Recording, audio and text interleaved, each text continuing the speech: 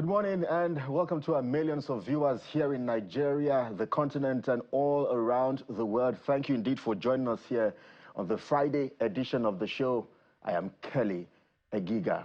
And I'm Jeffrey, and as always, we'll bring you up to speed with the big happenings in politics, in the polity, and the social space, or social media as well. Anything that is happening around the country and around the world, to the best of our ability, will help you binge through all of it to help you make sense of the situation and give your own interpretation as to what is playing out. Kelly, yesterday, I saw more images from Nepal. And it's very disturbing, the level of destruction that has gone into the Gen Z protests for reasons ranging from corruption against the political class led by the Prime Minister, who has now resigned, and I think a couple of them have fled the country. Also, I think the young people were further provoked that they were exercising their legitimate fundamental human right to demand for accountability, or maybe the people in charge to step aside, because in their view, the leadership of the country was failing in terms of governance, and while they were doing that legitimately, they opened fire on them, killed about 14 to 19 of those young persons, after even banning social media. And if there's anything you don't go near, is where democratization, that space has been democratized in a sense in terms of free speech and expression. Where you have excesses within the social media, of course. But the social media provides what we call democratization of opportunity when it comes to free speech and expression of interest on different things. Well, the government went after that, killed these young people, and then, of course, everything went south. Today, we have Parliament building down, Supreme Court building down, private investment down, private properties down, and all of that. And it's very disturbing. I saw conversations, Kelly, around social media, some Nigerians talking about it. Look, I know that successive governments, let's be clear, has failed Nigerians. Yeah. When this government came into being, one of the questions I asked the government people was, there is no government that has come in that has said they will not do something positive to move us a step further. But how many have been able to fulfill it? So what is making Bola Tinubu different? But in spite of the challenges we are facing, in spite of the failures we've faced as a country, I do not think we should burn our country down. If I were to talk to the young people in Nepal, yes, you can go after the political class, get them out of office however you can in a legitimate way. But burning your state parliament, burning institutions, because what really happened at the end of the day, in my interpretation, besides being hijacked, is to the effect that I feel that some of those young people, they are so angry that if you don't want to make the country work for all of us, then let's burn it down. No, we cannot get to that point. Absolutely. Nobody should call the burning down of our country under any guise, under any... Your anger is legitimate, let's be clear. Government has failed and is failing you, and anything that will trigger and stoke that fire of violence. We are 200+ million people by the data we have available from, estimation. Nobody can deal with our humanitarian crisis. NSAS is a small example to show that if things go south, our case will be very bad. So please, I want to appeal to young people on social media across board, on all sides of the divide. And what pisses me off is that when it now takes ethnic dimension, the pain, everybody's feeling it. Not just the man in the south or the east or the west. Everybody is feeling the pain of the reform. So narrowing down to ethnicity, start from your state. It says, I don't want to use a bad word on television. The most important message here is that, please, let's look for legitimate way. And this is a message to the political class. Don't say it cannot happen. We pray it doesn't happen, but don't say it cannot happen. We pray. You can't continue to be irresponsible and reckless, for those of you who are mischievously responsible and reckless within the political class, with a greater sense of respect. You know yourselves. If you're a governor, fix your state. If you're a local government chairman, do your work.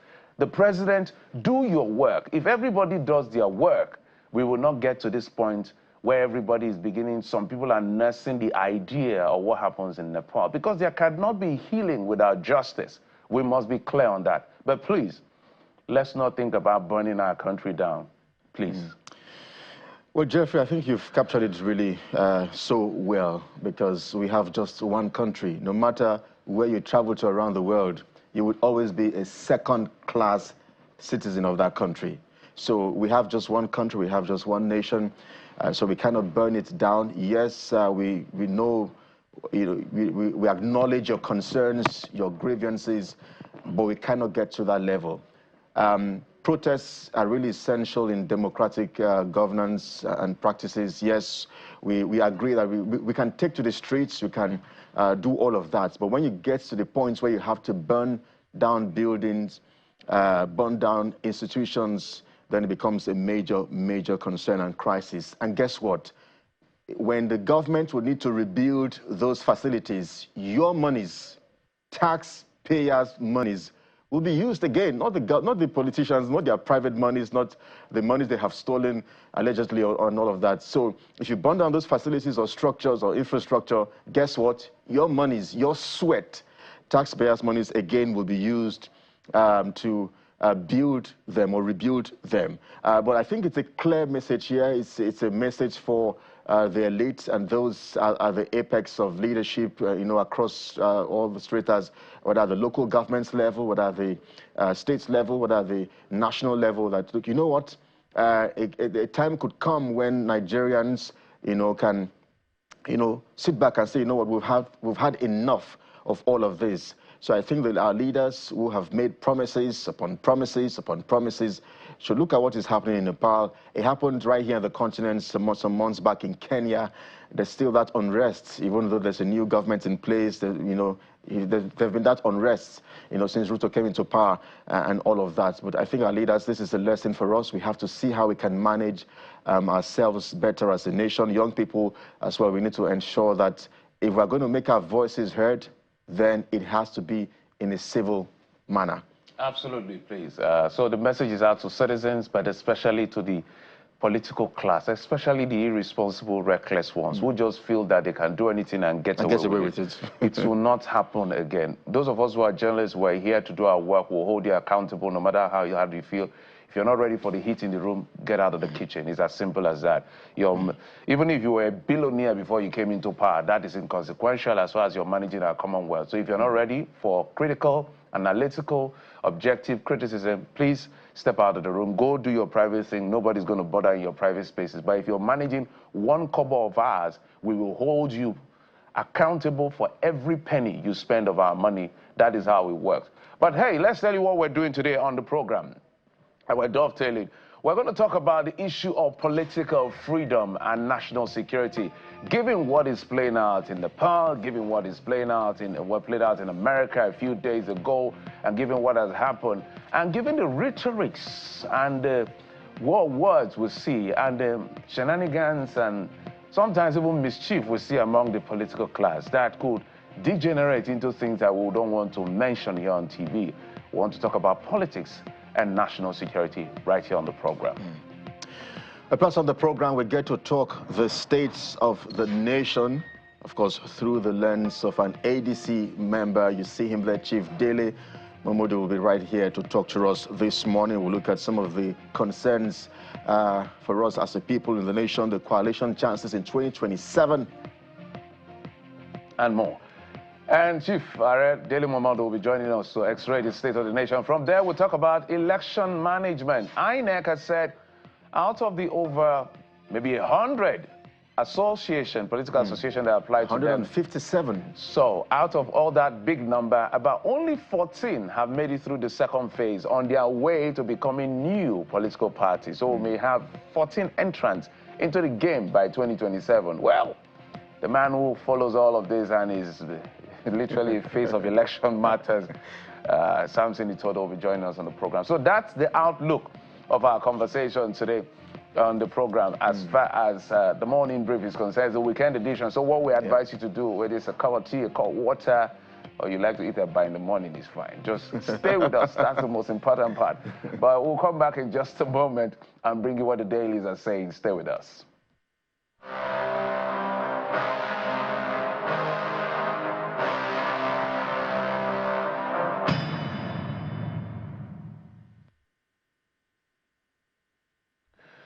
All right, let's get to the papers. Joining us is Zayo Akintobi. He's a public affairs analyst, joins us virtually. Ms. Akintobi, thank you so much for coming on the program. My pleasure always. Good morning, Nigeria. I don't want to know where you are, but I know you are somewhere.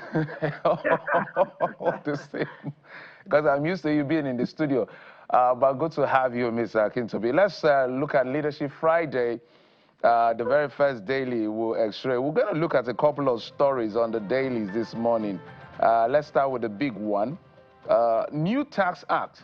Fresh airfare hike looms over levies on aircraft, tickets, orders. New Tax Act, fresh airfare hike looms over levies on aircraft, tickets, and orders. So I do not know what you make. The numbers, we know that the inflation has tapered a bit, moderating around the 22 or so, whether it's full inflation or headline inflation and all of that. But with the new tax act, I think people are now having access to the document, the legislation, so they're beginning to see a few more things, and then this headline. Yes, actually the new tax act was published yesterday, so we finally had an opportunity to read through it and get to understand all of its prescriptions, the things it gives to us and the things it takes away. Now, this new airline tax is quite similar to the 5% fuel tax that we were talking about a few days ago.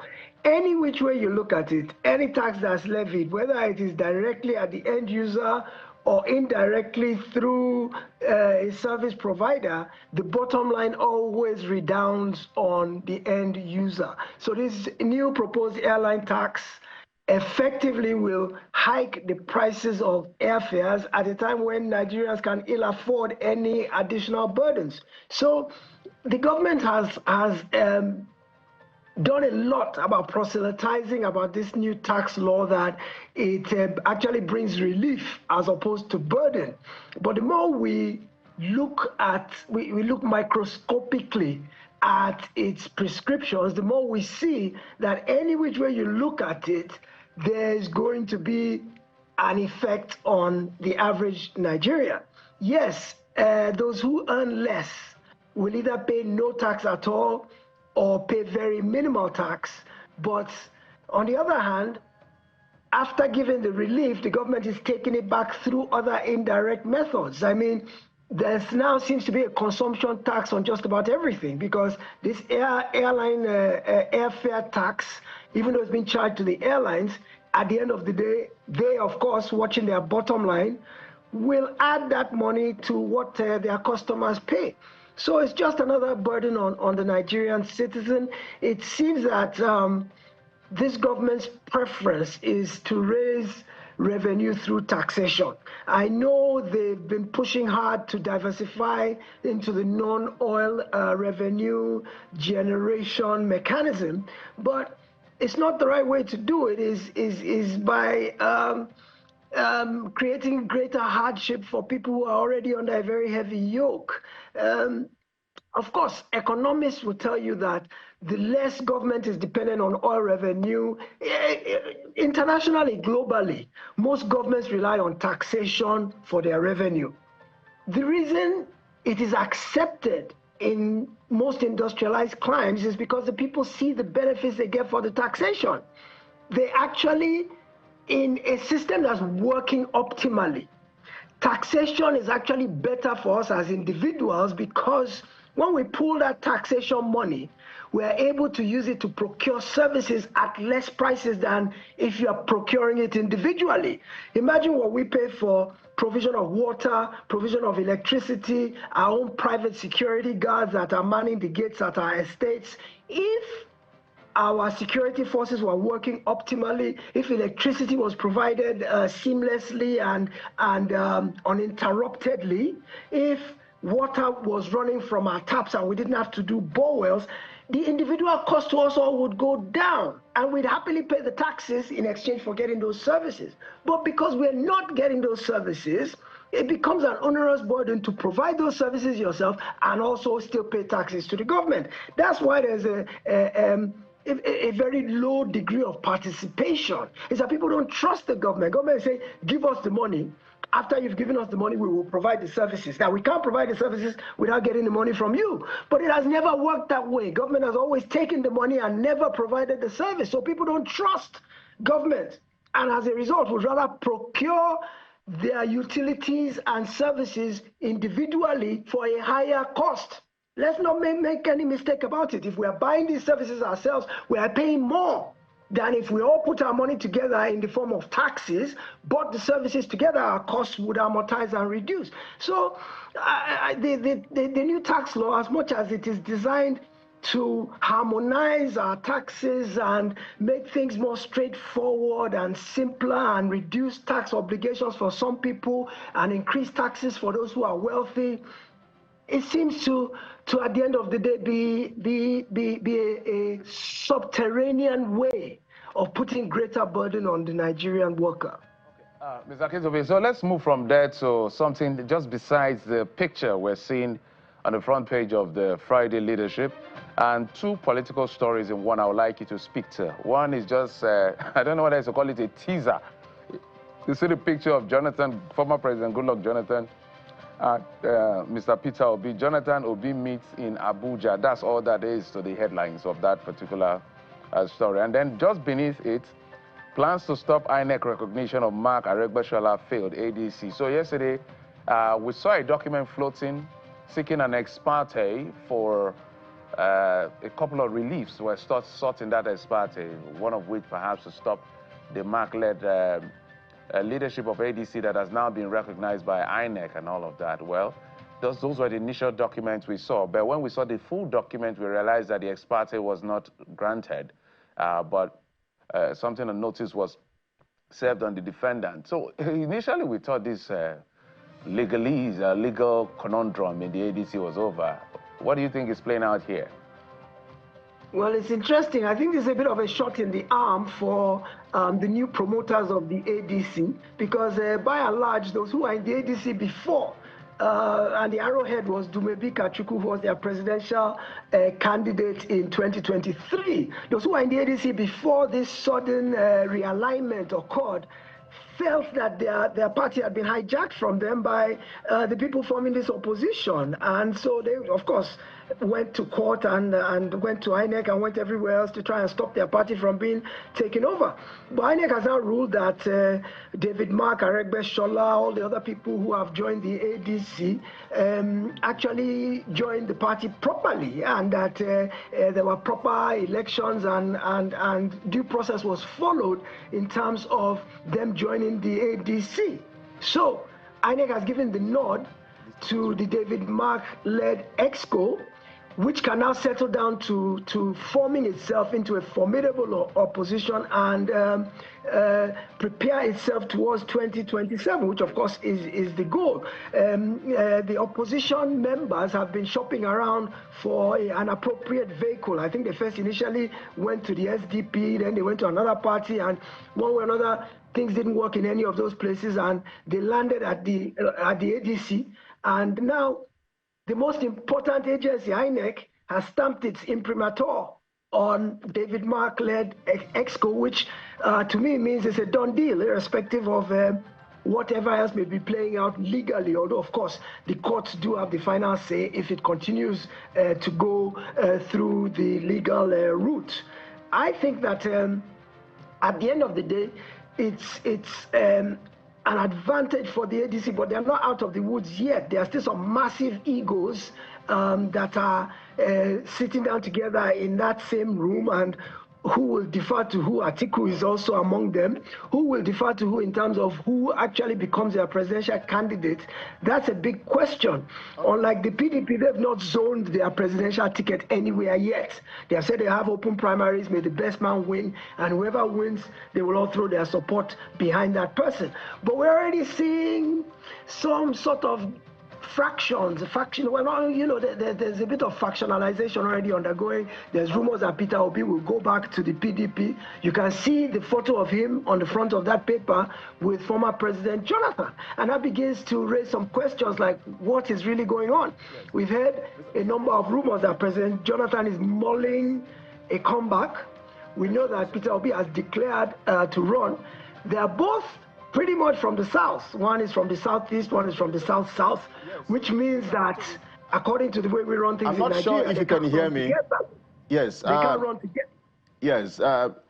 The coming days, the coming weeks, the coming months will be really, really interesting, Mr. Aketobi. And it's good.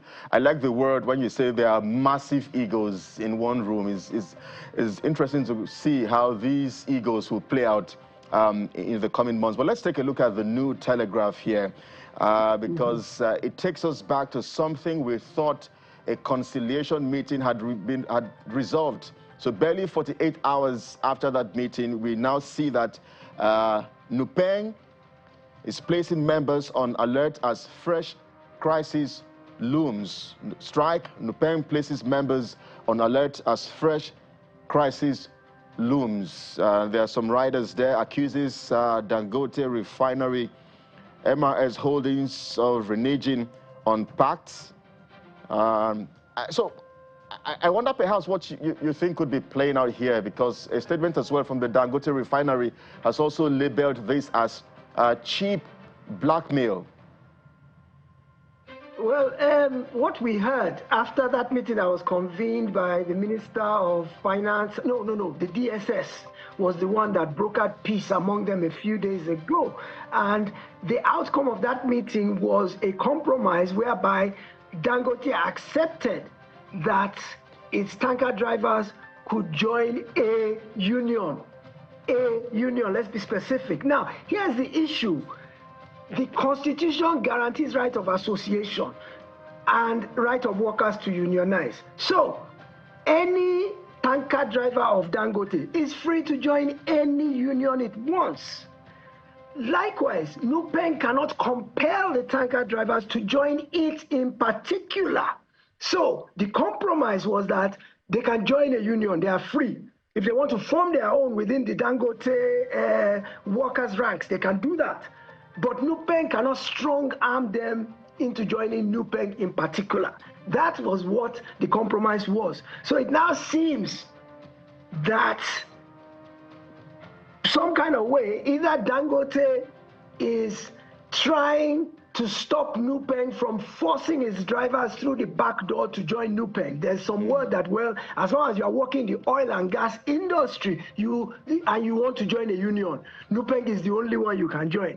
And Dangote is saying that's not correct. So the issue is not over yet. There's still quite a bit. I think the Constitution is clear. I think any worker can join any union, and I don't think any employer can stop his worker from joining any union it wants. Maybe, it's really black and white. Yes, so Mr. Aketobi, yes, maybe in 60 seconds or less, I'd like you to speak to the fact that just two issues as regards this this dispute between Nupeng and Dangote. Two issues. That meeting, the conciliation meeting, was brokered by the DSS. I'm wondering the connection between the DSS and such disputes. That's one. Two, the latest dimension is that Nupeng is alleging that the truck drivers were ordered by the management of Dangote Refinery to take out their stickers from the trucks belonging to Dangote. So I wonder, is that enough? Why should the stickers be on the trucks belonging to Dangote to begin with? Look, let's not kid ourselves. This whole dispute is about money when you look at it at the end of the day. The way Nupeng as a union is structured, to join it, the individual employees have check-off dues that they have to pay. Then the individual trucks also have to be registered with Nupeng, and that's what that sticker is all about. And the amounts of money involved are humongous. For each truck is hundreds of thousands and thousands and thousands of naira. And by the time you multiply that times 2,000, it's a humongous amount of money. So Nupeng is fighting for money. Dangote is fighting not to have to pay the money or to pay much, much less. That's what the story is at the end of the day. In terms of the peace that was brokered, why is it the DSS that did it? Because energy is a security issue.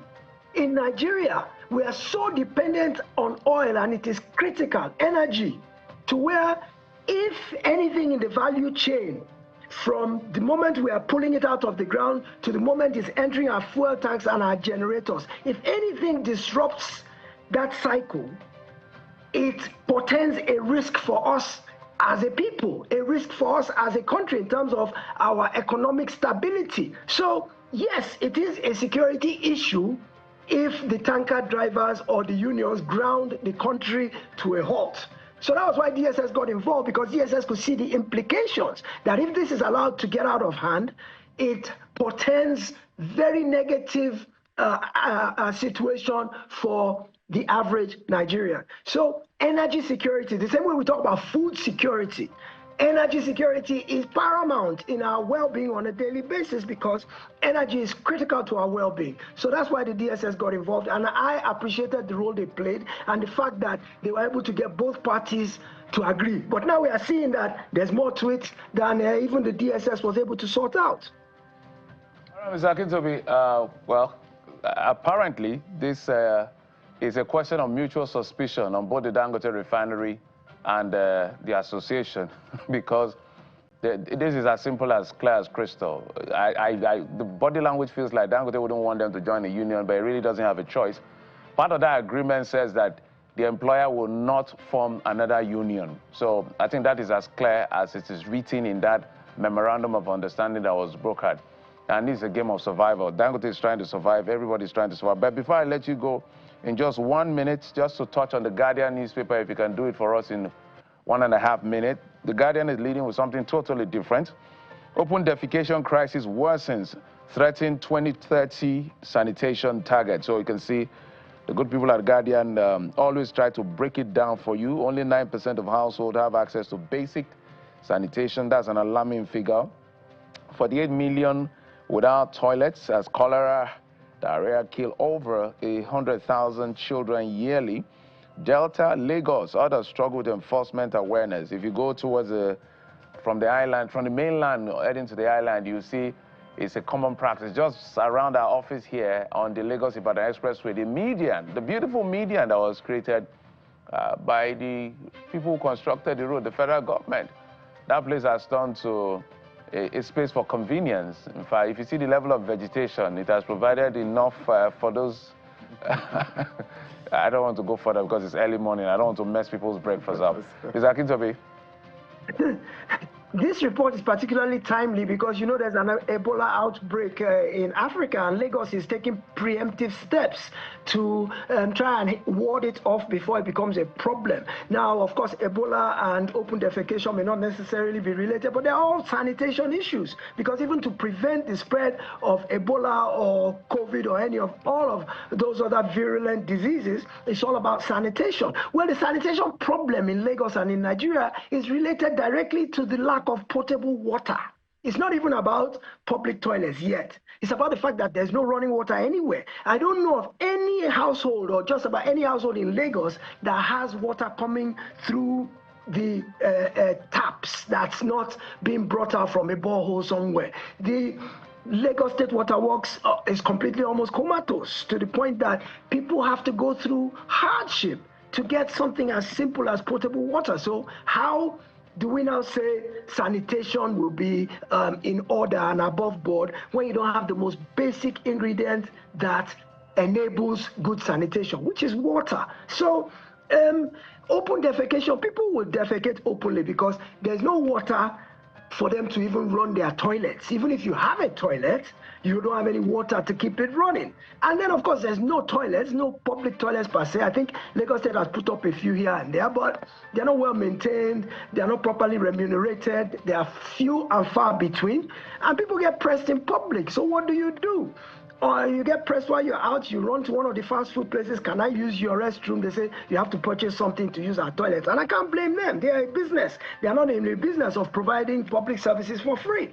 So it all goes back to government. I think in Lagos State, the Ministry of Health is very proactive about trying to prevent disease, but it can't do it on its own. It needs the infrastructure. It needs the water works. And the last couple of governments have tried to revive Lagos State Water Works. I don't know what the problem is with it. It seems to be like another refinery, another problem. Its problem seems to be like the problem with our refineries, where they keep doing turnaround maintenance and we don't see any drop of refined fuel. Right. Likewise, Lagos State is investing in the water works, but water is not flowing. Potable drinking water is almost like a mirage right now in Nigeria and several parts of the country. When I grew up, neighborhoods, we had water.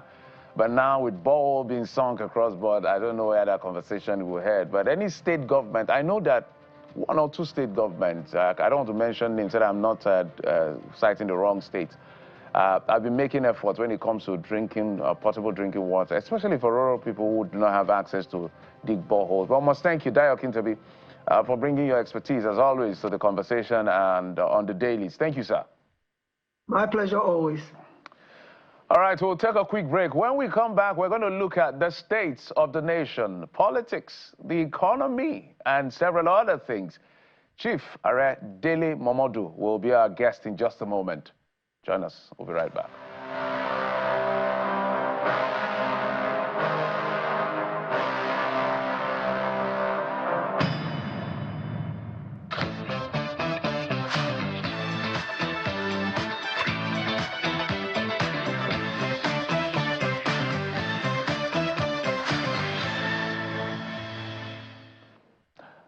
Welcome back. We've been joined in the program by a publisher, journalist, former presidential aspirant, and a top politician in Nigeria. Chief Dele Momodu joins us virtually. Good morning, sir. Good morning, and how are you today? Very well. It's good to see you all in a very patriotic attire. It's Nigerian fabric and it's green, so it's beautiful to see. You always represent. But and then let's start with party politics and the recent one. So just barely, I think that should be about 48 hours ago, we saw that INEC has finally recognized the David Mark-led ADC, Aregbesola Rauf, the former governor of Osun State, the national secretary. So we saw on INEC's website that they are now recognized. So everybody had felt that this is in the can. Let's now see how they can put their acts together and begin to position themselves to be a formidable opposition. Not yesterday we saw a court judgment. Initially we saw just one page of the relief sought in that ex parte, and some people went to town to say, oh, they should stop parading themselves. But when we saw the full document, we understand that the honorable judge said he's refusing that ex parte, but has fixed an adjournment for them to come and, say, defend on why that ex parte should not be granted and all of that. What do you make of this back and forth? Well, I mean, immediately INEC decided to recognize the NWC of ADC. I predicted, I said some people, some busybodies are going to rush to court again. It has become their stock in trade. It's obvious that the ruling party is jittery. The ruling party does not want any strong competition in 2027 in particular. They are not too bothered about the governors and the rest of them. But they want a sole candidate. If possible, all political parties would rise up and endorse one man, and that is the president and commander-in-chief. So I was not surprised yesterday when the news broke again that these guys are on their way to court. We all know what is going on. There's nothing wrong with anybody going to court if you are aggrieved. But unfortunately, they should have known that the conveners of ADC, the conveners worked extremely hard behind the scene to arrive at where we are now. They took their time. They knew the government agents would attempt to thwart their efforts like they have done in Labour, like they are doing in PDP, like they are doing in NNPP, creating factions everywhere. So, but the gentlemen and ladies who worked on ADC, you must salute them. They are very experienced people, well-exposed politicians. So they tried to tighten all the screws. And it was a surprise. You could see they were doing abracadabra over time. People thought they were going to SDP when Malam Nasiru El-Rufai declared for SDP. Everybody said, oh, it's clear. The coalition or the opposition will go into SDP. Then just about a week or so before ADC, then we were hearing about ADA. People were saying, oh, yes, we're going to use cutlass and everything. And then suddenly, bam, ADC came. So I wasn't shocked. I wasn't surprised. The truth of the matter is that those who should be in the know, the real stakeholders, know everything that is being planned to frustrate ADC. And so far, there are many steps ahead of that frustration. It's a shame. It's a shame that a day will come after all we went through in the military era, that a civilian government would not want democracy to prosper. Many people died for this democracy. We never anticipate the day when a few people would want to hijack it just for their own personal use. And that's what's happening. If you see PDP, PDP has not been able to move forward. I cannot even say PDP is in a state of inertia right now. It keeps going backwards. Whenever they think, okay, they found a solution, one man will stand up and frustrate them. And they boast openly that they can use the judiciary, they can use INEC. So now INEC has failed, their attempt to use INEC has failed. So the next one will be the judiciary. And I hope the judiciary will be bold enough. There's nothing to be afraid of. People in the judiciary should live for legacy, should know that their children and grandchildren and others unborn will live in this Nigeria. So if you destroy Nigeria, look at all those who destroyed Nigeria in the past, where are they today?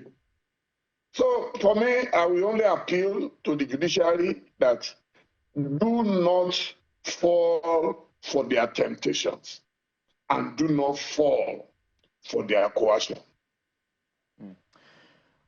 Well, Chief, it's interesting to see you refer to, you said one man in the PDP who is causing a lot of distortion in that party, and some would say that man used to be friends with you.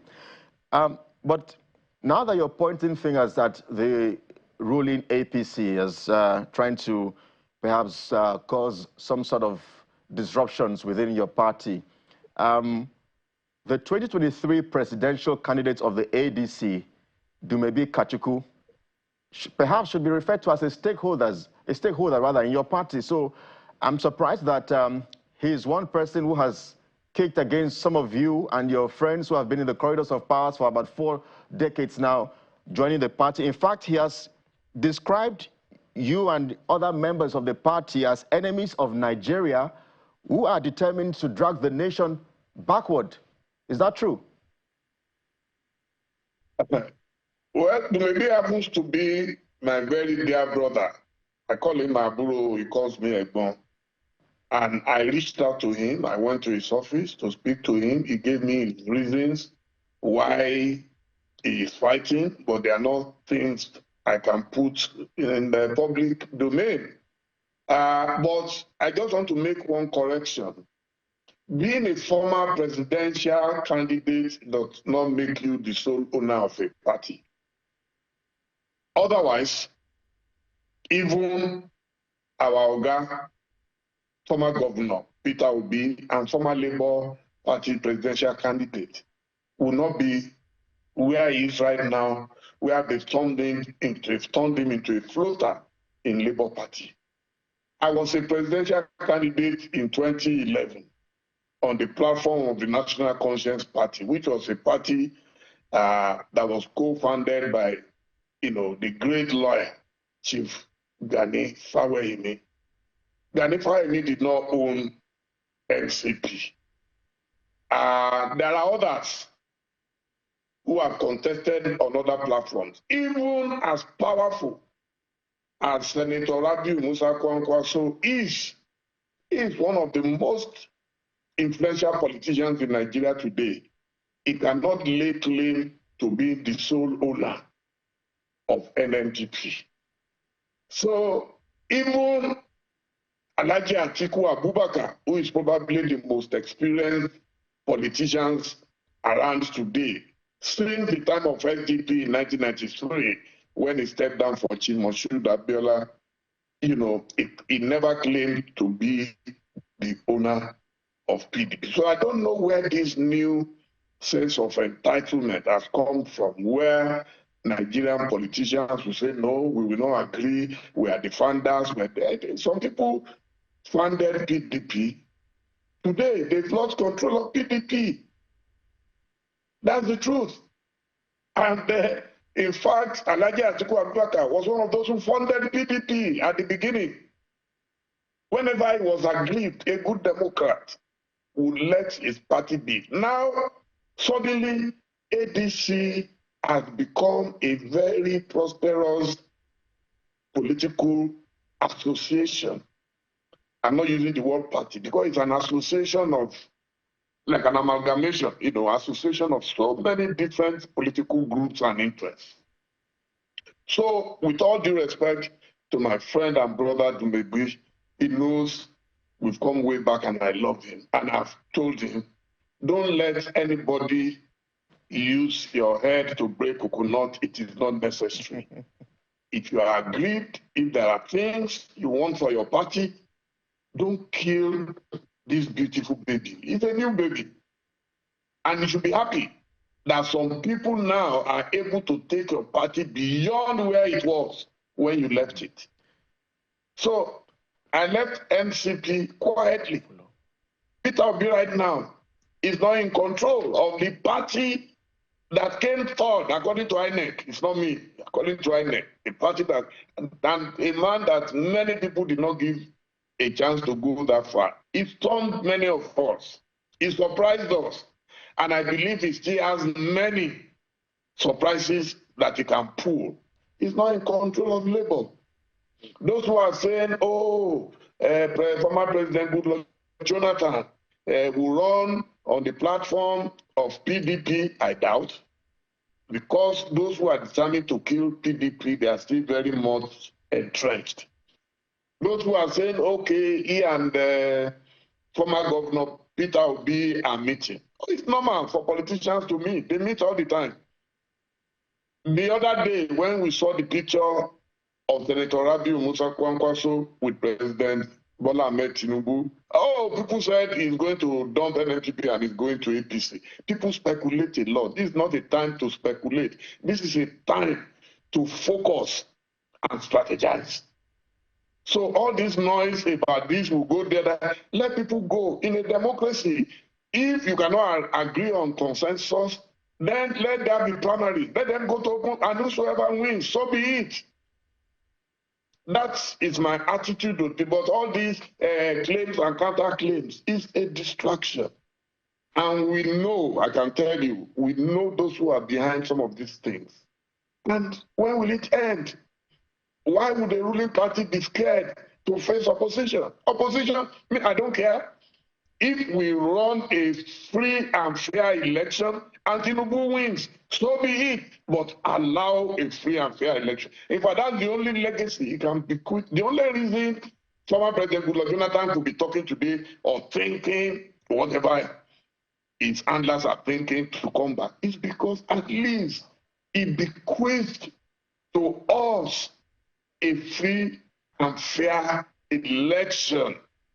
Professor Atahiru Jega today is able to walk proudly because he did a good job, even if it was not perfect. So the current INEC, which obviously is supposed to be on its way out, I don't know what happens. If they cannot do anything at all, is to ensure that there are political parties other than the ruling party. Because if you kill all other parties, then we're playing with danger.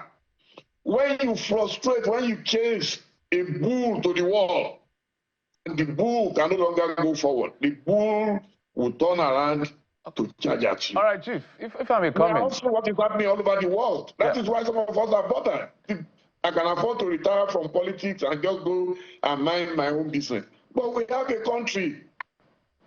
All right, Chief, if I can come in here, Chief, if you can hear me. That we don't have a country. Please go on. Thank you. Yes, the strong points you raised. So let's talk politically, maybe tactically in the politics now, or in the political conversation. So if you look at the pedigree of President Bola Tinubu as a leader of the opposition in Lagos, one thing is common, you can see in his history. First, he hasn't lost an election. That is a fact. Second, I don't think he worked with more than one deputy for a term. I think he had about 2 deputies. Third, it tactically immobilizes opposition in Lagos, which they are just a name.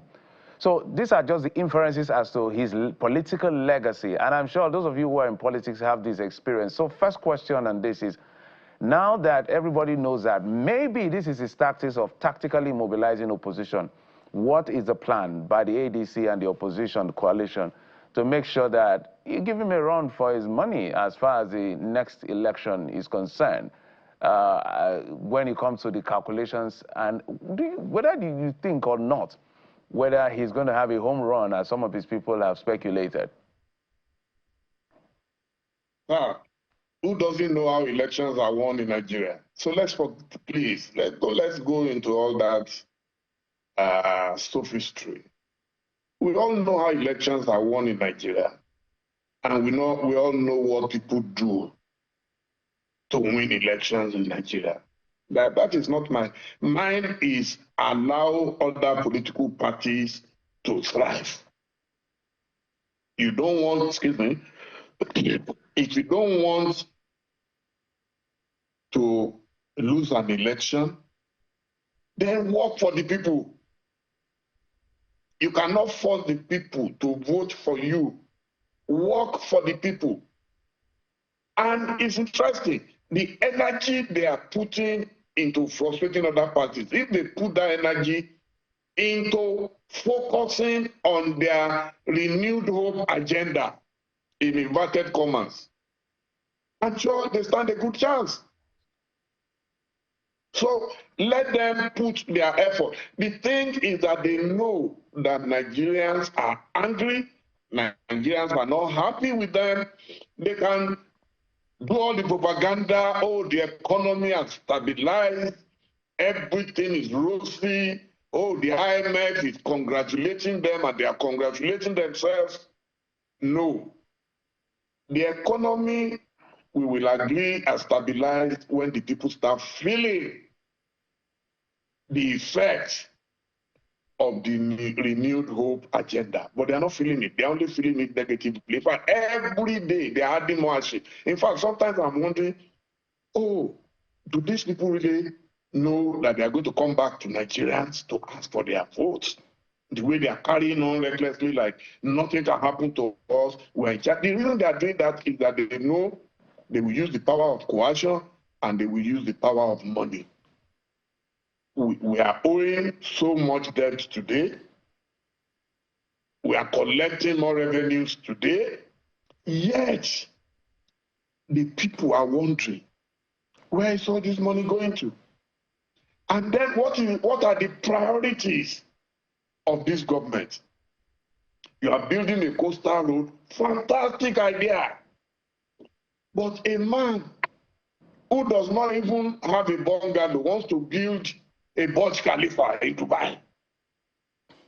That money, give the same money to high-tech or whoever your preference is. Give that money to them and tell them in the next 3 years, before the next election, we want you to tar all the roads, all the major roads across Nigeria. Today, if I want to go to Ile-Ife, my ancestral where I was born, it is almost impossible. The road from Ibadan to Ile-Ife, the road from Ibadan to Iwo, the road from Ibadan to Oyo Alaafin, the road from Ibadan to Ogbomoso, to Ilorin, to Jeba, to all of them, they are virtually impossible. The road to my father's village in Edo State, the other day, I went from Shagamu to Ijebu-Ode to Ore to Benin to Okada before cutting it to Iyere in Owanis local government. I could not believe we were in the 21st century. So what are the priorities of these people. Nobody is fighting them. We're not fighting. This is an academic exercise. Let them answer. I know they have more than enough propagandists in the villa to come tomorrow. Let them come and answer those questions. Why can't we fix all those roads? Electricity remains epileptic. We used to complain about others. Today, the price of petroleum products are the highest ever in the history of Nigeria.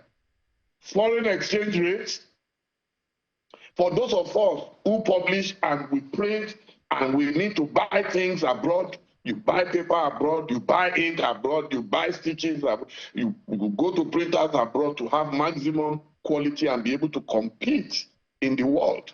Today, a magazine in Nigeria will probably cost over 100,000 naira by the time you go through all those things. Air freight and so on. So we are feeling pain that our government does not seem to know.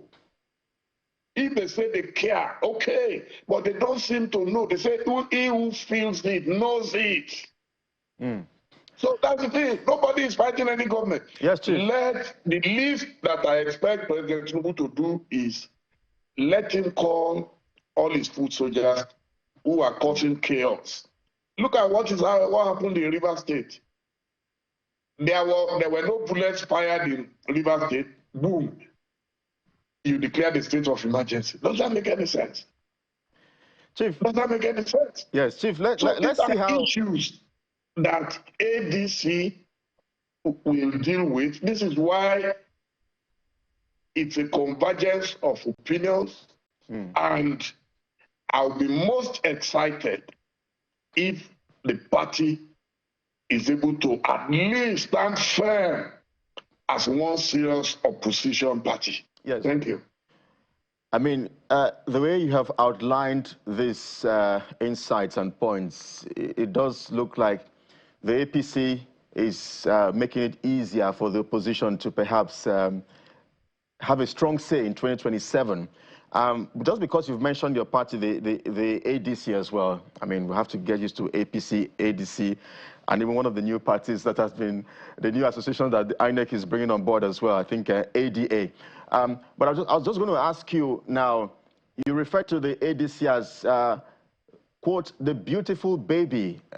I believe it's a beautiful baby that has matured men in it. So I'm just wondering how those eagles are going to play out as we begin to count down to 2027. Plus the issue of zoning, there's those who say, look, I mean, Chief, you should allow somebody from the south, you know, to complete the 4-year term and all of that. So I wonder what your position will be on those two issues. You see, the lazy ones are the ones who keep pushing this issue of zoning. Some people will blame PDP for not zoning to the south the last time. Meanwhile, they were the ones who threw it open, that everybody should buy a ticket. That's why I bought the ticket. And of course, I didn't win one vote. So before they remind me that I didn't win a vote. But I've been a presidential candidate in the past, and I'm very proud of my achievement. I've contested the highest election in Nigeria. Those who spend billions have not been able to come on any ticket with all their billions. And I recorded about 26,000 votes nationwide. You can fact check me. So zoning is totally irrelevant to the constitution of Nigeria. That is why anybody can contest today. Nobody can stop you. If you decide today that you want to contest and you have a party and a platform, so be it. That's what will happen. You see, they are trying to rewrite our constitution through the party. The parties have their own private arrangement, which is their own personal strategy. The strategy of every party is personal to the party. If ADC decides to go south, I have no problem. They have more than enough competent people. At least I know that Peter Obi has been associating with ADC. If former President Goodluck Jonathan decides that he wants to come to ADC, and they have an arrangement or is ready to go to the convention and contest the ADC primary, so I have no problem with it. I'm a Democrat. So all this issue about let somebody complete, it's like saying a student has failed in a class, but you have said, let's just allow him to move to the next class because of where he comes from. It's mental laziness, nothing else. Everybody who wants to contest will contest as guaranteed by the Constitution of the Federal Republic of Nigeria. So let everybody who wants to zone, let them zone. Nobody has stopped them. PDP has zoned, but you and I know that PDP is going nowhere. Some people have effectively hijacked PDP, and PDP, quote me, President Jonathan is not a stupid man. He's a very wise man.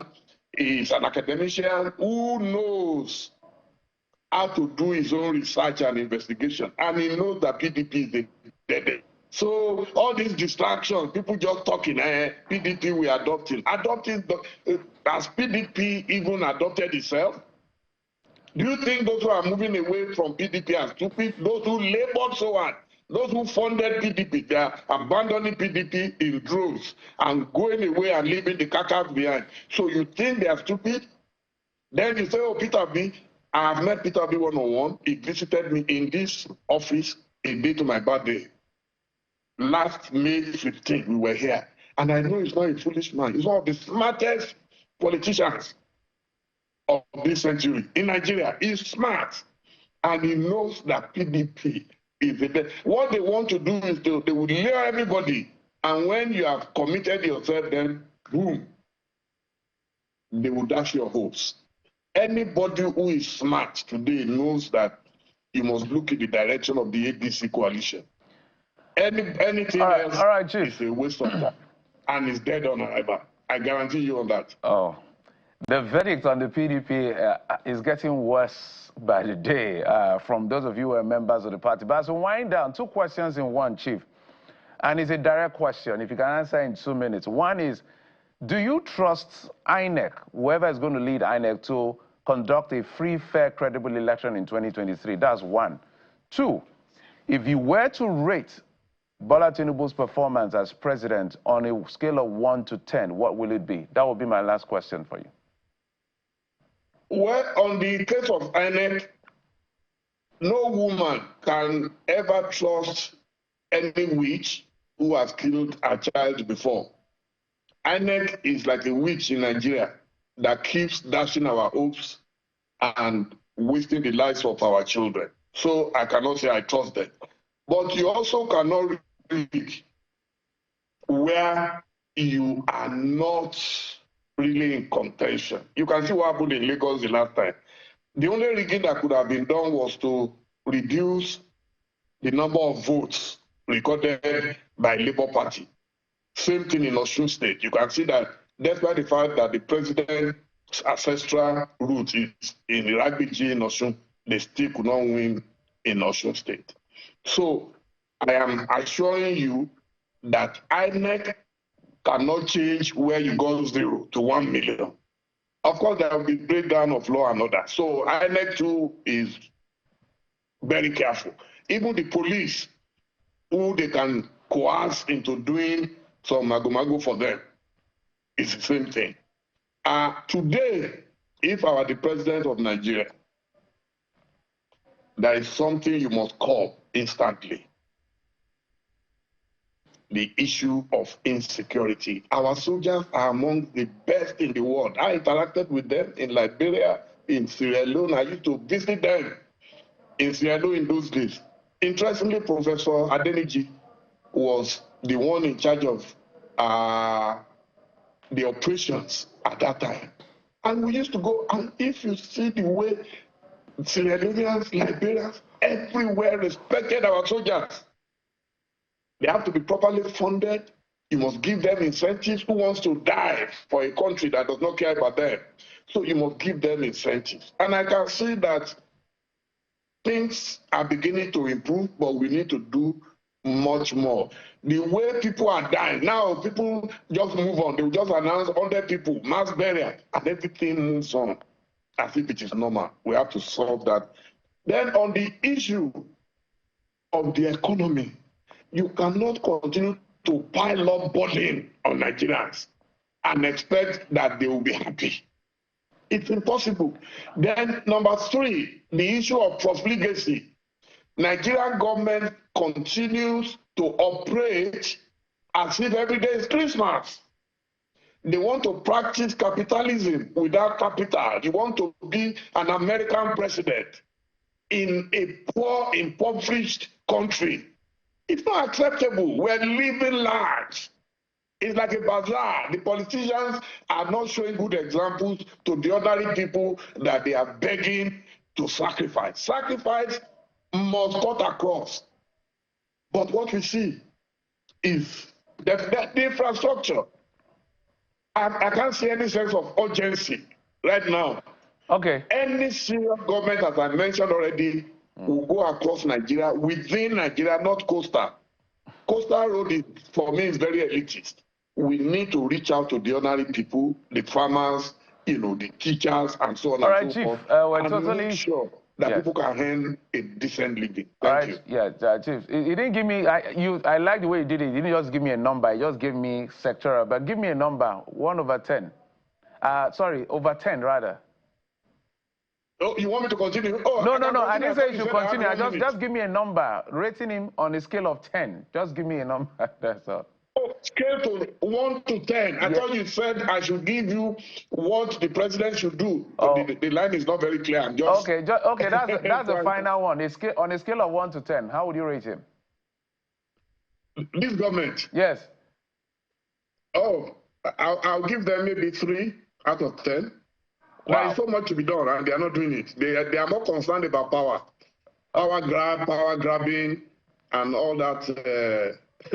For me, that is not why they came to power. Okay. They should spend more time now focusing on the work assigned to them by Nigerians. All right, Chief. Talking to you is always a delight because no matter who asks is God, you make your voice heard. You've seen it all. Chief Dele Momodu, a former presidential candidate and aspirant, as well as a top politician and a journalist publisher. Thank you, sir, for coming through for us. Thank you. We appreciate it. Oh, I thank you for having me once again. Thank you. Thank you. God bless you. And God bless the Federal Republic of Nigeria. Amen.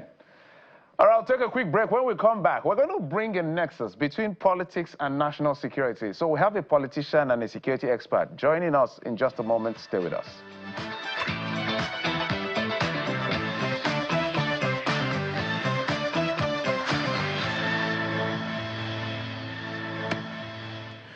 Many thanks indeed for staying with us. Let's get on now and get to our second conversation this morning. It has to do with politics and security. We have 2 gentlemen right here in the studios with us. The MD, Debris Protection Services, a security consultant as well.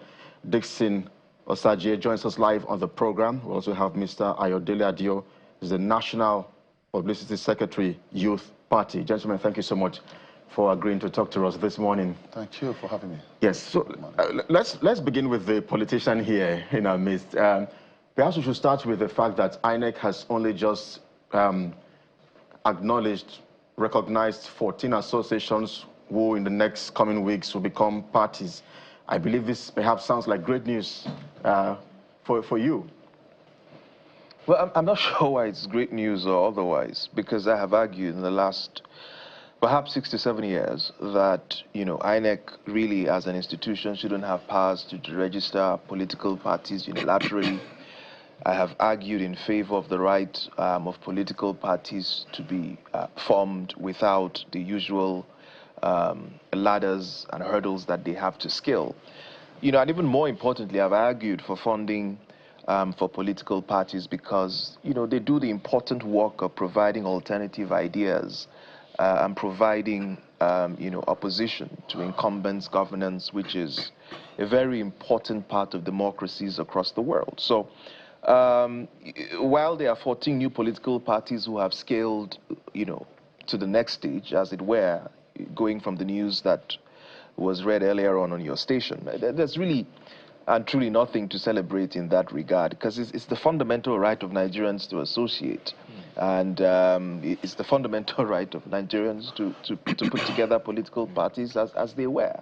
It's just become a strange phenomenon in Nigeria where it's now become something worth celebrating, and it's largely because of how the Nigerian state creates a political climate that is hostile to opposition. And that's why we find ourselves trying to celebrate things that should just, be something that happens on a regular Friday.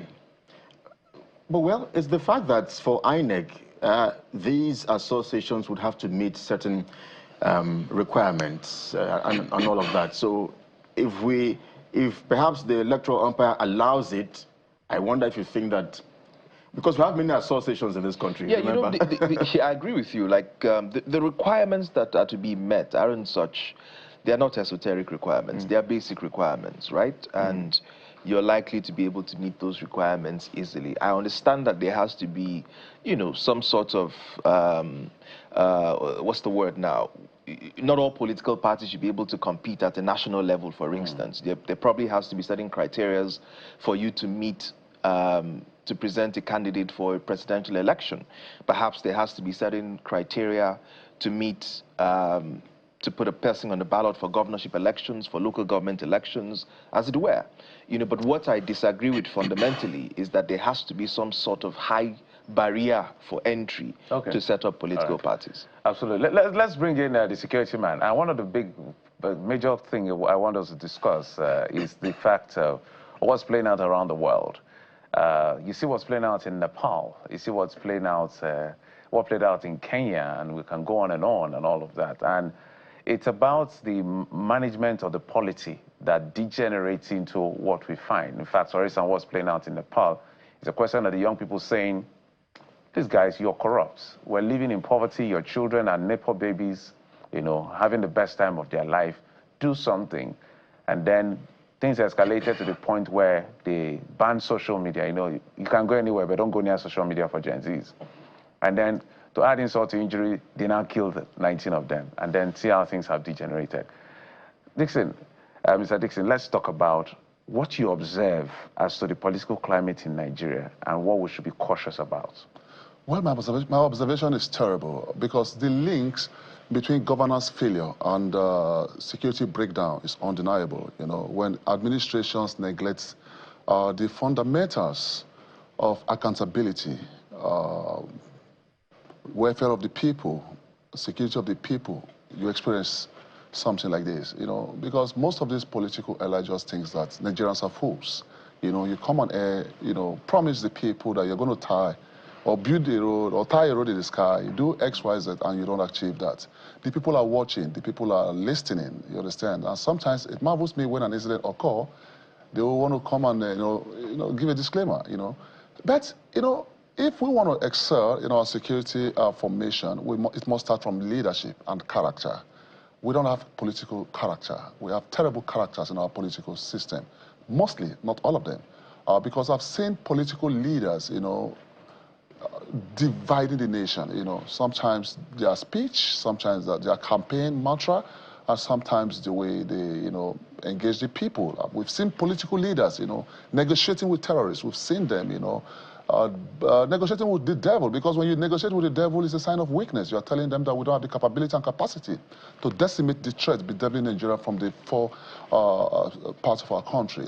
Despite the fact that we have been facing multi-dimensional security threats, we must understand as a country we're not weak, but our political system is positioning us as if the Nigerian state is very, very weak. And our institution as well is in a terrible state, Our security system, is a terrible state, because I see no reason how sometimes you read on news that 5 soldiers, 10 soldiers, 10 police officers, 20 officers being killed by these terrorists. Last week or sometimes 2 weeks ago, I saw some terrorist group coming for peace talk, and they came with their arms and ammunition. The police officers were there, some soldiers were there, the politicians were there, just to talk peace deal. After the peace deal, they went back home safely with their arms and ammunition. And I say, hey, this country is a joke. Now, there is no room for terrorism. Whoever, creates a state of unrest within the Nigerian space must be eliminated. It's very clear. Anything that poses threat to human life must be eliminated. You don't negotiate. You don't substitute. You take it out. You take it off. And that's why I appreciate some countries of the world that, see security as a very serious business. Oh, some people think security is expensive. If security is expensive, try danger. So what that implies is that we need to start, building a formidable state. And our politicians need to also be very careful, because in the last election, we've seen a lot of people snatching ballot boxes. Who sent them? I didn't send them. I'm not a politician. I don't think you sent them, Geoffrey. Someone sent them. Who sent them? So if you keep on building such character, you are telling these people that it's okay to commit crime in the Nigerian space. You are telling them that crime is fine, crime is okay. So we must bring our people, our political leaders to book, and we must caution them, because anything that goes wrong within the Nigerian space, I tell you, it's going to affect everybody. Ms. Adio, you are not just a politician, you wear many caps, communication strategist, policy analyst, and I like to feel the pulse as far as the nexus of national security and politics is concerned, because we saw what played out in 2023, and when we held some persons accountable, and some of the remarks they told us was, we cannot be defined by those moments. Those are the words, we cannot be defined by those moments. But people got emotive in that moment. People got killed in that moment because of what you said, did, or allowed. What are we dealing with here? Because we need to sound the alarm now that there's sanity. Well, I would even disagree that there's any sense of sanity, because we're facing existential threats that are largely triggered by politicians. And I'll give you, examples. I was watching your station, I think over the weekend. The ADC tried to hold an event here in Lagos, and their members were brutally attacked. I even phoned one of my friends who had set up, a medical outreach program, to engage residents of Ali Mosho at that event, and she had 8 stitches, because she was attacked by thugs who were led in, or supposedly led by the policemen, because the police just stood there and watched the brutal attack of ordinary Nigerians, defenseless Nigerians who wanted to serve their community in Ali Mosho. Now, this has been the trend for a number of years, and I would argue that it seems that the average Nigerian politician doesn't have a sense of history to appreciate how these events had led to large-scale violence and complete breakdown of law and order. In our country, this was the exact climate upon which a widespread breakdown and order happened in the Western region in 1964. Many would even argue that that large-scale breakdown and order, out of state repression of opposition politicians, had the direct linkage to the civil war about 2 years after. And if you look even more recently, the rise of every non-state actor in this group, every non-state actor that you can think of, traced their origins to state and political repressions. Every non-state actor. That should send a signal. The Daily Trust, for instance, did an interview in 2021 with the bandits that kidnapped the Kankara boys, Anwar Daudawa. And he said in that particular interview that his cattle were taken away from him by security men. He tried appeasing them, hundreds of his cattle, and he was left poor. And that was the first time he sold his remaining assets and bought a gun for the first time to begin banditry. The next year, Bello Truji was interviewed by Daily Trust newspapers. And in that interview, and I quote, he gave the example that 1,000 of the cattle of his family were taken by security operatives. His family went to court and it couldn't find retrieve. And he asked the reporter in that question, where does a common man in this country find justice? And that led them to take up arms against the Nigerian state. You remember in June 12, 2009, when Muhammad Yusuf gave the open letter and declaration to the Nigerian government, where he was claiming after 18 of his members had been killed by the Operation Strike that was set up in Maiduguri at the time, sorry, Operation Flush, if I remember correctly, when his members were indiscriminately killed on the streets of Maiduguri. And he declared that speech on June 12, 2009, which led to the first uprising of Boko Haram in this country. So you can trace instability, insecurity, to state repression in this country, and our politicians do not seem to learn from history. So there's no doubt that if this trend continues, I heard you engage Chief Dele Momodu, if this trend continues where state or incumbents create a hostile environment for opposition politicians, where the police are used as instruments to oppress ordinary Nigerians, it's a recipe for disaster. And you know, you're not going to have a state of security in that kind of political climate. I was just going to ask if you agree with him that bandits, we should not have any sort of engagements with bandits, because just yesterday as well, in Kaduna State, the state government had to sort of reintegrate some of the bandits into the community. So I wonder what your position is. Do you agree with him? The reason you are engaging with bandits is because the state lacks the capacity to effectively and decisively deal with banditry in this country. It's as simple as ABC. You don't engage what you think you can crush. And that's the crux of the matter. Academics call the state we are in Nigeria an anocracy, where you have a weak state that is incapable of protecting the when you say we don't have the country. capacity, I mean, people like him will not agree with you. Because, let's not theorize it. If you have the capacity, you would have effectively and decidedly dealt with insecurity. Because referring to Dele Momodu and many Nigerians, they'll say, look, we have some of the best, some of the finest soldiers. I do not doubt that. Perhaps it's political will. Perhaps it's low funding, but look at the state of your police, for instance. Look at the state of your police stations in this country. So you have a state, a security setup in this country that is set up for regime security to protect the elites and their interests and to protect their stay in power, and not the ordinary Nigerian. Let's take it to Dixon, Mr. Dixon. Let's talk about what you observe, because he has drawn a nexus of what the economy, more like the economy, and what led to instability and banditry. There's also the part of the rule of law, the ability to get justice. What inference can you draw from there? Well, I think the criminal justice system is very weak. Crime and punishment works hand in hand, you know. When people don't get punished for crime they commit... Is it that it is weak, or it is perceived to be weak? Perceived to be weak, you know. I was speaking on an international forum of recent, and there was a guy that committed a crime. Okay, what's his name? The guy in Finland. You know, it took the Polish government, the Finnish government about 3 months to run that, yes, Simon Ekpa. Yeah. And I was very impressed. But here in our country, we have Evans in the prison in the past 7 years, and that tells you that most people think justice delayed, justice denied. For me, I think justice delayed is a failure on our judicial system. And like I rightly said, crime and punishment works hand in hand. Crime flourishes in the absence of punishment, and that is it. My friend here made some fantastic point, which I agree, and I can tell you and communicate to you that we have the capability, we have the capacity as a country. What is missing there is political will. What is missing there, I think, is we're not ready. That's just the truth, we're not ready. And also, we've also commercialized it, because people are making more money from it. They don't want this space of insecurity to come to an end, you know. Like banditry, for example, terrorism, for example. You see criminal elements who killed my brothers and sisters, those who decimate our soldiers, killed our officers. I have friends that are colonels, brigadier generals, major generals that were killed by these terrorists. And at the end of the day, you set up a campaign and classified it as repentant terrorists. Who told you, or who tells you that a terrorist can repent from his evil ways? And you project them to the society.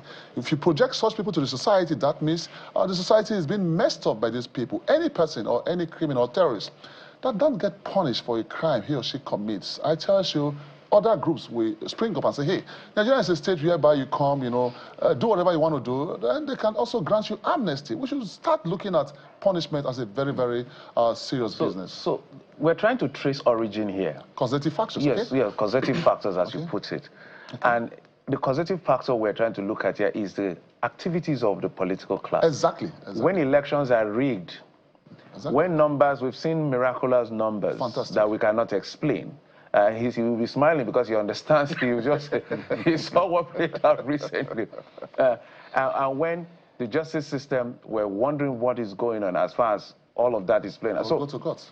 So yes, that word came out of my mouth. When the political class are easy to say, go to court, and now Nigerians are making a mockery of that entire... I do not want to make a mockery of our judiciary, because we need a strong judiciary. Exactly. What does that portend to national security? Because nothing just happens. We are facing the building blocks now. So our job now as media is to set the agenda to say, let's have this conversation. What do you make of it? He made some fantastic points on the causative factors when Bello Tiji was being interviewed, and I don't know how the journalist got to him and interviewed him. Causative factors, when an incident transpired, we don't look at who commits the crime or why was the crime committed. We don't look at who commits the crime, where or what's happened. We look at why was this crime committed? Why did this guy decide to take arms? And that boils down to instability. That boils down to political leadership-wise. So now, for me, I strongly believe that the reason why crime is flourishing in the Nigerian state is because most of these guys just capitalize on the vulnerability of our security agents and also on the vulnerability of our national borders, or porosity of our national borders. Because crime or security is achievable. When you look at the triangle of crime, there are 3 factors responsible in the triangle of crime. The motivated offender, the terrorists or the bandits, the opportunity, and the target. Our citizens are the target. The opportunity is the time they have to strike to succeed. When you cut off this criminal opportunity, or when you cut off this opportunity, it will be very difficult for these guys to commit crime. And now, one of the reasons why this criminal acts keep on springing up is because of the lack of crisis management. In Nigeria, if anything transpired, the government is very quick to send in the police, very quick to send in the military. They fail to understand that the use of force must take note, always be the last resort after exhausting every mechanism to bring things to a state of peace. Then you can apply force. We saw what happened in Lekki toll gate, and every 20th of October you see our policemen at the gate trying to ensure that things don't go wrong. So if we have an effective crisis management system in place, the incident that transpired in 2009 in the area of the founder of Boko Haram, it would have happened. Then the guys that claimed that his cartels were missing, it would have happened. So I would strongly advise that our Nigerian government or the security agents should start looking at crisis management very effectively, so that you don't go and manage crisis and you tend to escalate it until it comes to a state of mess. Let's bring the conversation to the politician here. Walk us through some of your experiences as a politician in this part of the world, because I imagine that my colleague was already referring to some of the experiences you've had in very recent times. I don't know if he's referring to the last local government elections here in Lagos, but walk us through some of your experiences being in the party that you are now, and perhaps have there been instances where you've felt some sort of oppression? Well, well, you don't really have, you see, the problem, I don't even know where to start from, because you don't even have a level playing field. It's even worse at a local government level, because politics at that level is non-existent. The state uses its apparatus, its infrastructure to determine what happens at a local government level. But I think that the most important thing here isn't just my experience. It's rather the experience of millions of Nigerians, the outcome of what supposedly has been governance since '99. You started this conversation with Nepal. And the truth is, once people are left out of economic opportunities, once people, see, humans can take unbelievable pain. They can bear, they can postpone, prosperity or whatever you. What humans cannot take is a loss of hope. And the moment you have a political elite that have badly managed the growth and prosperity of a country to the extent that there is a loss of hope from the youthful demography in that country, it becomes a recipe for disaster. It is the reason why people are more willing to go through the Sahara Desert to get to Italy than they are to work up the ladder in their own country. It is the reason why, despite the efforts of NAPTIP, you have young girls who are being deceived to go to all these countries across the world where they are used as sex slaves than they are to climb the social ladder in their country. It's a loss of hope, it's a loss of opportunity. And we collectively, I like how Godfrey continues to insist on agenda setting. We have to collectively set the agenda and move the conversations away, the rhetorics away from where politicians want it to be. They want to be talking about North-South divide, about is the turn of one group or another, and move the conversation away from bread and butter, which is the crust of the matter. Millions of people are out of job. It's difficult to do business in this country. There aren't opportunities for our young people. Housing is getting expensive. Young people cannot afford to pay rents, not to talk of even owning homes. Yeah, you can't buy cars as a young graduate today. So there's no social ladder to climb. So these for me are the issues, and this is where our energies should be dissipated in not just holding the political class to account, but in finding the motivation to even switch the political elites to a class that even serve the interest of the majority. Because clearly if we continue on this trajectory, we can't keep praying that may Nepal not befall us. We can't keep praying that may the Arab Spring not befall us, when the ingredients every day are adding up to that boiling point. We need to wake up and smell the coffee. Otherwise we'll just find ourselves, where the Kenyans found themselves a few months ago. Today it's Nepal. We don't know where it's going to go tomorrow. So you're not optimistic at all about these reforms. I mean, what reforms? The economic reforms by the current administration. you're not optimistic at all. I mean, the president has said there's light at the end of the tunnel. I mean, I hate to hold brief for this government, but the president has said there's light at the end of the tunnel. Look, just exercise some patience. And some people argue that all of the candidates of all of the parties, the major parties, had agreed to remove fuel subsidies. So you don't think there is light at the end of the tunnel? There is light at the end of tunnel if there is a balance. If there's a balancing act in the pursuit of these reforms that you're going through. We're not the first to go through these reforms. The Asians went through these reforms in 1997 when there was a currency crisis across that entire region. And we're pursuing the exact same policies that countries like Indonesia at the time pursued, where, they removed petrol subsidy. There were austerity measures, governments cut spending, they got bailouts from IMF. But the fundamental difference was that these countries, initially when they pursued austerity measures and removed petrol subsidy, protests broke out across the countries, riots engulfed everywhere. And the government had to then bring back targeted subsidies, kerosene for rural people, rice subsidies for the poor, and that was how they were able to stabilize the economy. And in 2 years, Indonesia, for instance, was already growing back at 5%. So the question now is, yes, you have had austerity for 2 years. Yes, you have removed petrol subsidies. In quote, you have saved billions, and you're declaring meeting your revenue targets. The question the common man in the street is asking you, where has that surplus gone to? Where are the welfarist programs that are supposed to cushion the effect of these policies for us to believe that, in the long term we'll be better off? And like they say, in the long term we're all dead. We pray we don't get to that. Let's wind down on this.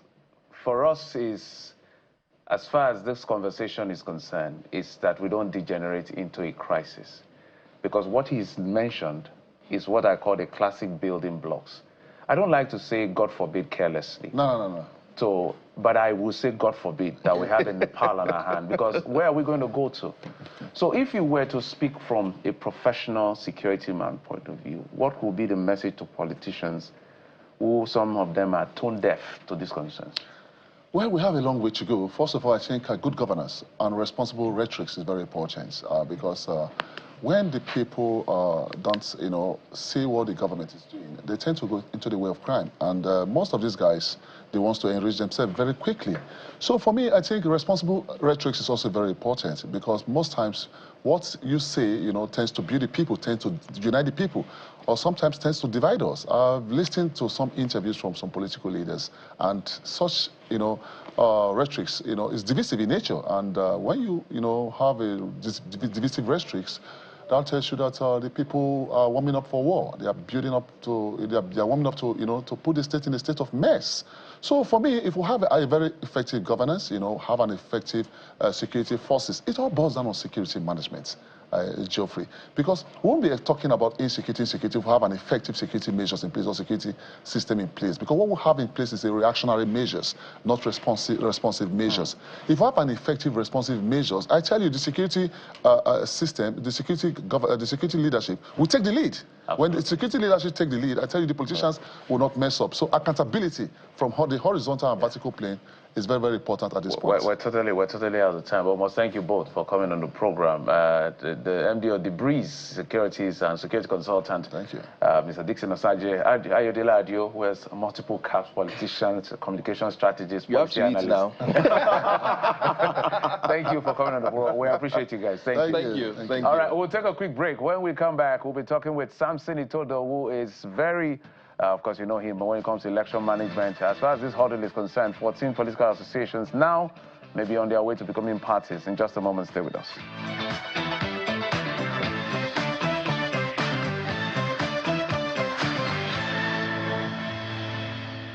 Welcome back. Let's bring in Samson Itodo. He's the Executive Director of Yaga Africa. He joins us from Zambia. Mr. Itodo, thank you so much for coming on the program. Thanks very much for having me, and good morning. Thank you for always coming through. Let's talk about the new development. You've been watching this space like forever. INEC says over 150,000 associations trying to become political parties, and now 14 have scaled the first stage, if you will, and will proceed to the next. Give us your first impression of of this whole development. Oh, thanks, and good morning once again.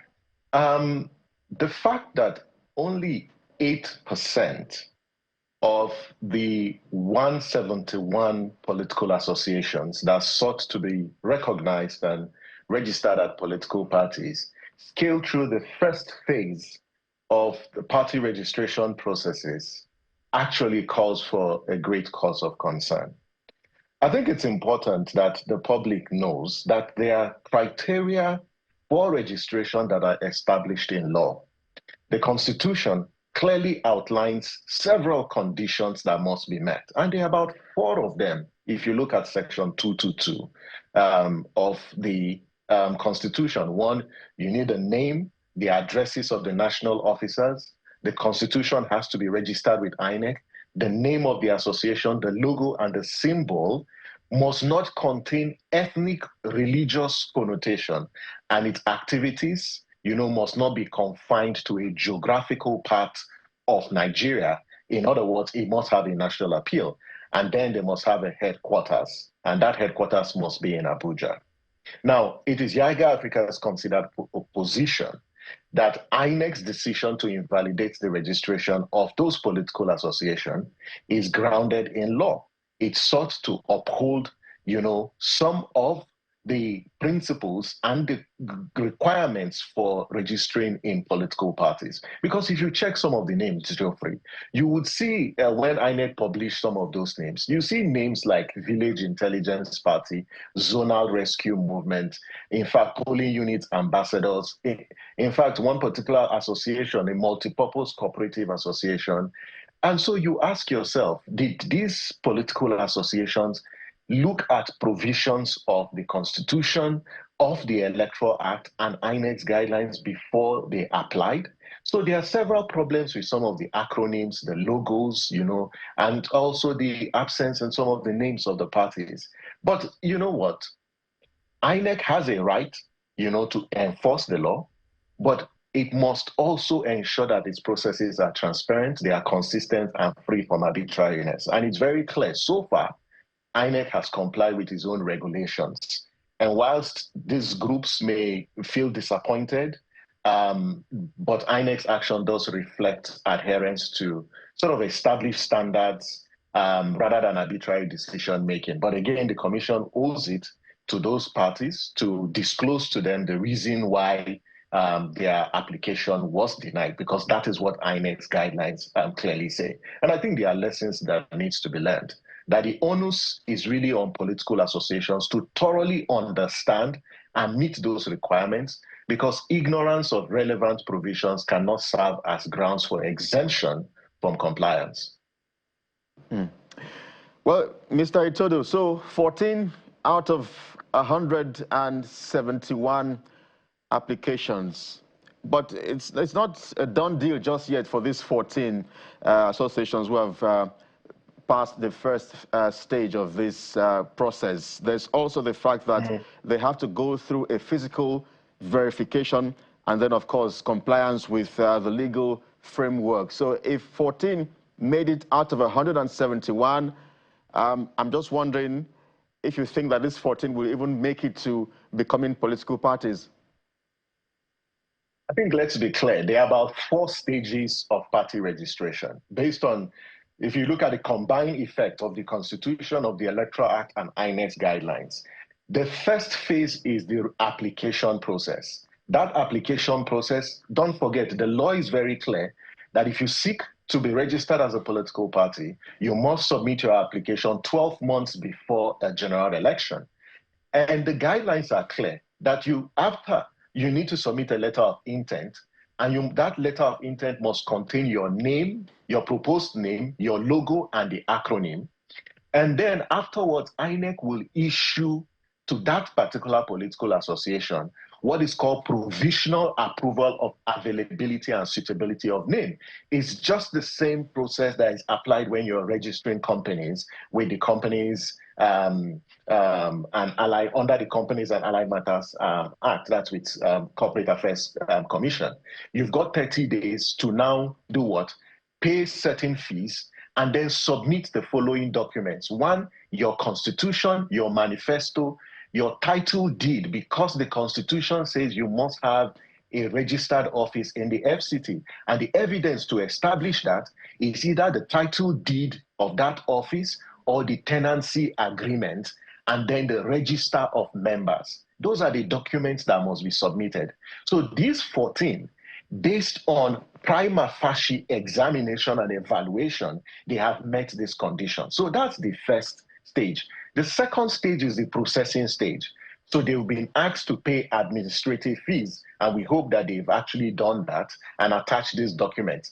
Where INEC is the verification phase. And I agree with you that the fact that 14 have passed the first phase does not mean that those 14 will make it to the last stage, because the verification stage contains several activities. The first one is that these 14 parties will now have to demonstrate that their national executive has members from at least 24 states. Because one of the constitutional provision or qualifying criteria for party registration is you must have a national appeal. So that's one, that the national executive must contain members that come from at least 24 states. The second is that the Constitution and the manifesto of the parties must comply with the 1999 Constitution, the 2022 Electoral Act, and the guidelines. The third is that the name, the logo, and the symbol of those political parties cannot and should not offend the Constitution as well as the Electoral Act. When you look at these 2 documents, they clearly stipulate that there are certain logos that are not permitted by law.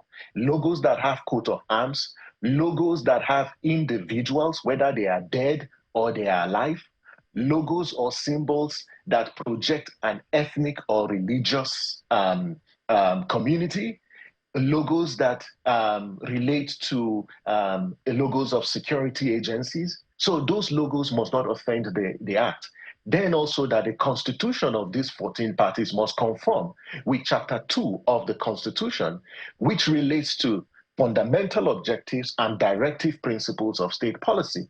They must also provide names and addresses of all their officers and also their proof of identity. In this case, their national ID, international passport, or permanent voter's card, but they would also provide their indigene certificate to establish that they have indigenship from those states, and then the physical attendance. So these are some of the stages. When they go through this verification stage and INEC is convinced that these 14 parties meet this, then they will now go to, the last stage where INEC would issue them their certificate. So the fact that you have this 14 does not mean that they will make it at the end of the day. They have to comply with provisions of the law. Mr. Soto, what is of concern to me? 2 things, but let me start with the first one. Ideological variance and differences. We've always maintained, I don't know whether it's in their books, but we don't see it in their character as political parties, even with the big ones, the APCs, the PDP, Labour, NMPP, and now ADC and the rest of them. There's no ideological variance, no ideological differences. Is that something INEC also looks at in approving political parties? Because I'm seeing interesting names here. This particular one caught my attention. Green Future Party. What do you make of ideologies as part of a requirement to be able to drive the formation of political parties? When you think about ideology, ideology are basically, the beliefs, the identity that political associations do have. And how is identity expressed? The identity or the ideology of a political party can be deduced from the foundational documents of the party, your party manifesto, your party constitution, the logo, even the name of a political party, the color of a political party projects, its ideology. But does INEC do content evaluation of those documents? Well, I would say yes and no. When you look at the fundamental objectives under Chapter 2, and that's why part of the verification process is to ensure that the manifestos of the political party conform with the Constitution. Now, depending on how the party frames its manifesto, what the Commission will be concerned about is, does it address the responsibilities of states? Because Chapter 2 contains what? What are those economic objectives? What are those cultural objectives? What are political objectives? What are the responsibilities of state to citizens? What are also citizens' responsibilities, to the state? It also talks about national values, and ethics. So you can deduce that from those documents. And that's why, for the most part, when you look at the manifestos of most political parties, except if a party, maintains a certain socialist or welfarist ideology, you will see that articulated in their social programs, in their cultural programs. And so you can deduce that from the documents. Are there some significant differences with those documents? Yes, you can see in terms of the party manifesto. But I think that one of the biggest takeaways from this is that political associations need to take party registration seriously.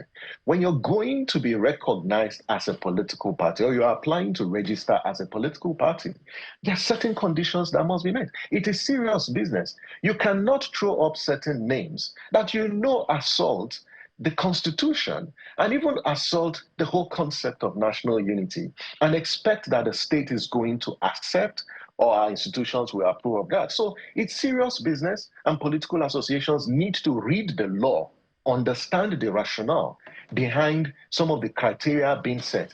And most of them is to ensure that you have viral, healthy institutions, political institutions, because if you're going to be contesting for power, then there are certain criteria that you must meet. Mr. Itodo, allow me to squeeze in one final question before we let you go. We have an off-cycle election in Anambra State. I think we're barely 2 months away from that election. You are in Zambia, and I know that you travel a lot around the continent. This issue of voter turnout and voter apathy, it's a big concern. I wonder what you're seeing in the country where you are at this time, and how you think that perhaps INEC can turn things around in terms of voter confidence. Last election in Zambia held in 2022, thereabouts, and they recorded about 70% turnout. So Nigeria has a lot to learn when it comes to turnout for elections. In the last Anambra elections, only 10% of voters showed up, to cast their votes. I think it just borders on a few things. The first one is that we need to inspire trust and confidence on the part of citizens. If you look at the pre-election environment in Anambra, there are several issues that beg for concern. Issues relating to the power of incumbency, the lack of, a free space for political opposition and parties to contest. There's also, the use of state security outfits to oppress and intimidate people, and not allowing actors, to vie and contest. You see that abuse of incumbency happening in Anambra State in the build-up to the elections. And so there's a whole lot that needs to be done to ensure that voters actually come up. But if people don't trust that their votes will count, then they are not going to show up at elections. This is why INEC needs to maintain some level of consistency and also oversight in the build-up to the Anambra elections, because it will serve as a litmus test, but also that the National Assembly needs to accelerate the process of concluding the electoral reforms. Electronic transmission of results has to be integrated into the electoral process. And those reforms that have been highlighted, we hope that the National Assembly, when it resumes in 2 weeks' time, that it prioritizes this, concludes this process, and let's see if it's possible to have a new law before the Anambra election so that electronic transmission of results can be integrated into the results collation value chain. Mr. Todo, always a pleasure to have you on the program. Thank you so much. Join us from Zambia, bringing your thoughts and expertise on the issue of election management. Samson Itodo is the Executive Director of YAGA Africa. Thank you, sir. Thank you very much. But that's it on the program. The weekend is here upon all of us. So go out there, have fun responsibly, enjoy your weekend. Sunrise Daily is up at the top of the hour. I'm Jeffrey Uzonga. Bye-bye. Ma'am, you guys, if you have to drink while driving, then it has to be water. Bye.